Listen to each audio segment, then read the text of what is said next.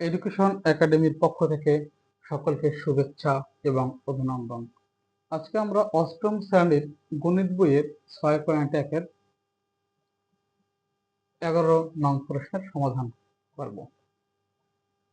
এই যে আমরা অঙ্কটা উঠেছি x plus a plus y plus b সমান 2/a প্লাস 1/a, এটাকে আমরা 1 নং সমীকরণ ধরেছি, এবং x by b minus y by b সমান সমান 2/b মাইনাস 1/b, এটা 2 নং সমীকরণ ধরেছি। এখন আমরা 1 নং সমীকরণ হতে পাই, এইটা আমাদের 1 নং সমীকরণ। 1 নং সমীকরণ কি পেয়েছি? x by a plus y by b 2/a plus 1/b,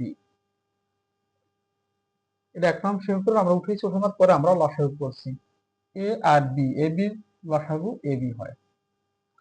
আমরা a দ্বারা a দিয়ে a b রে ভাগ দেই, ভাগ দিলে থাকে b, b দ্বারা লব গুণ করতে, লব মানে x, dx plus a b দ্বারা a b রে ভাগ দিলে থাকে a, a দিয়ে y রে গুণ করলে ay সমান সমান আবার a b এর লসাগু a b, a b K a দ্বারা ভাগ করলে থাকে b, b রে 2 দ্বারা গুণ করলে 2b প্লাস সাইন এই না, আবার b দ্বারা a b কে ভাগ করলে a থাকে, a দ্বারা 1 রে গুণ করলে a কে a।